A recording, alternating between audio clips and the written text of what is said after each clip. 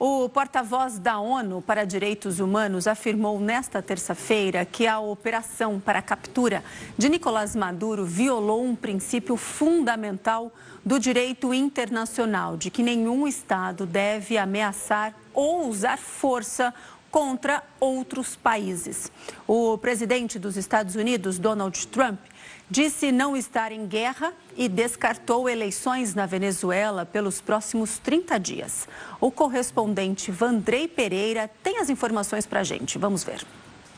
Em uma entrevista a um canal de TV aqui dos Estados Unidos, o presidente Donald Trump disse que não será possível realizar um processo eleitoral viável em um mês, devido às condições no país, na Venezuela. É preciso primeiro estabilizar as condições, estabilizar a situação do país.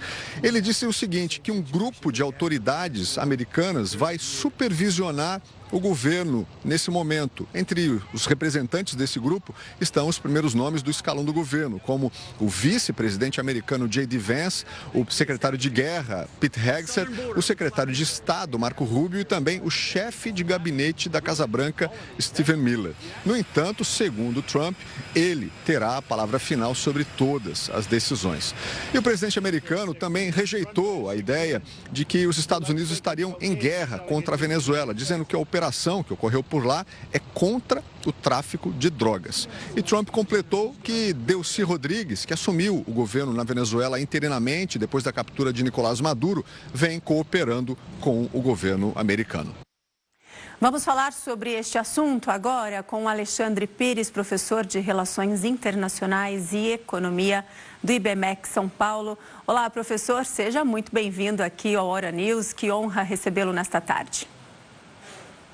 Sempre um prazer conversar com vocês, Daísa. Professor, vamos lá. Quantas movimentações nos últimos dias, não? Agora, Donald Trump disse que não adianta criar expectativas para uma eleição, né, para próximas eleições na Venezuela, que nos próximos 30 dias não vai acontecer essa eleição. Qual será o futuro do país com todas essas movimentações? Como que o senhor enxerga tudo isso que está acontecendo na Venezuela? Olhando do ponto de vista interno, Daísa, a Constituição Bolivariana da Venezuela diz que se o presidente, por algum motivo, se ausentar do cargo de modo permanente, após 30 dias, novas eleições ocorrem, que foi o que aconteceu com a morte de Chávez e logo a eleição de Maduro em 2013.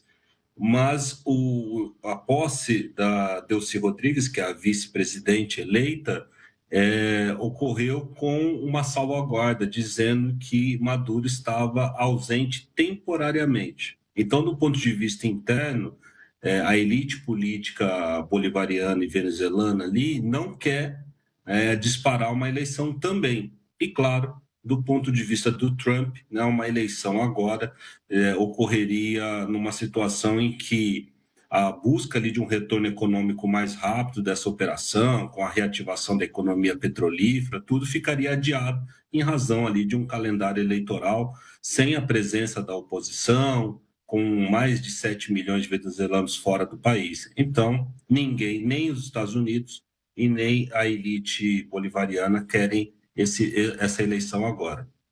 Agora, professor, com essa ação na Venezuela, aumentou a tensão pelo mundo, não é mesmo? Nós temos aí Colômbia ameaçada, Estados Unidos de olho nas terras da Ucrânia, temos também um novo volta as manchetes, a Groenlândia, também essa anexação da Groenlândia aos Estados Unidos.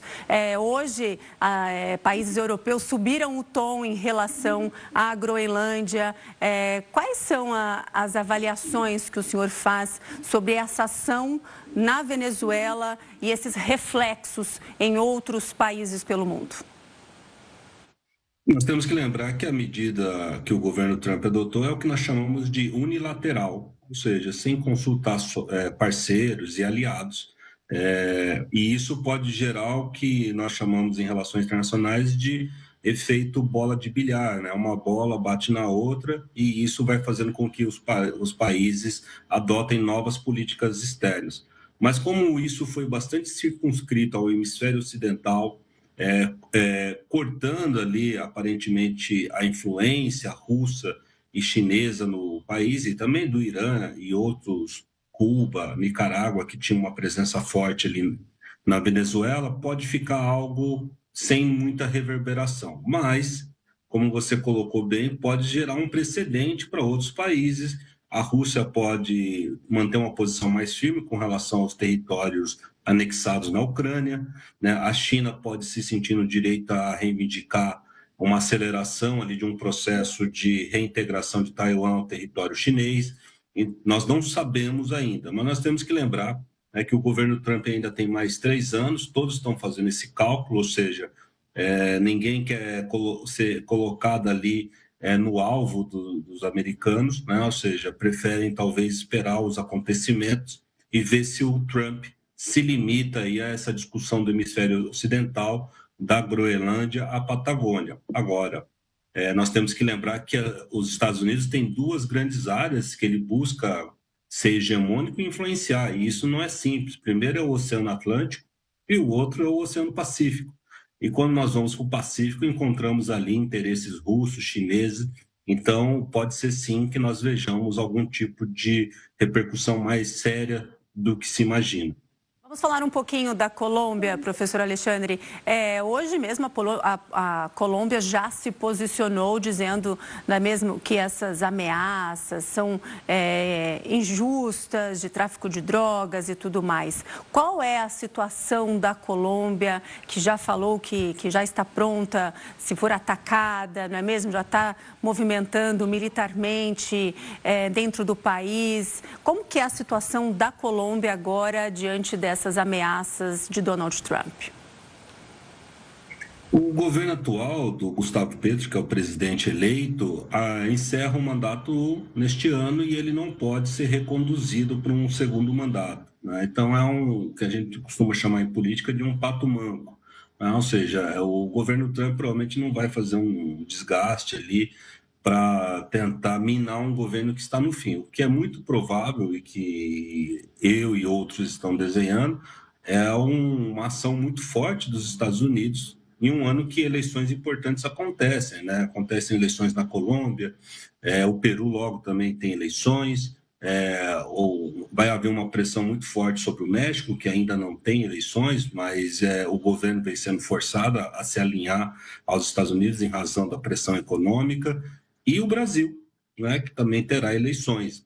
Ou seja, a maioria dos países da América do Sul e uma parte considerável da América Central já estão com governos mais alinhados aos Estados Unidos. Na América do Sul, nós ainda temos Uruguai, temos Brasil, temos Colômbia, temos essa situação cinzenta da Venezuela, mas os outros governos estão um pouco mais pró-Estados Unidos. O Peru parcialmente pró, e é isso que os Estados Unidos vão tentar fazer. Eles vão tentar, digamos, tirar o problema América Latina do mapa o mais rápido possível, ou seja, a América Latina se realinhar de modo acelerado para eles cuidarem e focarem no Pacífico, né, e no Índico.